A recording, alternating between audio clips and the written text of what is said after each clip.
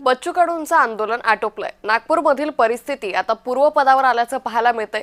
तर काल बच्चू कडू यांनी मुंबईत येऊन मुख्यमंत्री देवेंद्र फडणवीसांची भेट घेतली आणि त्यानंतर आमच्या ज्या मागण्या होत्या त्यावरती मुख्यमंत्र्यांनी आपला शब्द दिल्याचं बच्चू कडू यांनी म्हटलं। त्यानंतर आता नागपूरमधील जी खवळलेली परिस्थिती होती ती पूर्वपदावर येते। या संदर्भात अधिक माहिती घेऊयात आमचे प्रतिनिधी तेजस मोहातुरे यांच्याकडून।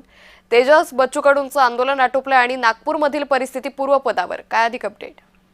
नक्कीच आपण जर बघितलं असेल तर बच्चू कडू यांच्या शेतकऱ्यांच्या विषयाला घेऊन जे आहेत मागण्याला घेऊन ते राज्य सरकारच्या विरोधात जे आंदोलन पेटवलं होतं त्याच्या आज खऱ्या अर्थाने जर बघितलं असं तर 5वा दिवस आहे। काल मुख्यमंत्री देवेंद्र फडणवीस यांच्यासोबत बैठक झाली आणि त्या बैठकीमध्ये जे निर्णय झाले त्या निर्णयाच्या एका अर्थानं नागपुरात जल्लोष सुद्धा रात्री जे आहे ते कार्यकर्त्यांनी व्यक्त केला, भावना जी आहे ते व्यक्त केली।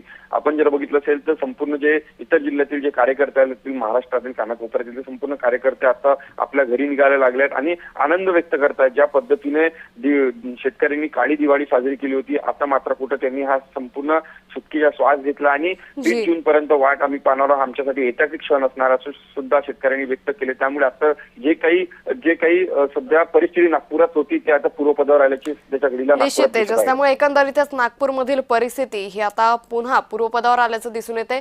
धन्यवाद आपण दिलेल्या सविस्तर माहितीसाठी।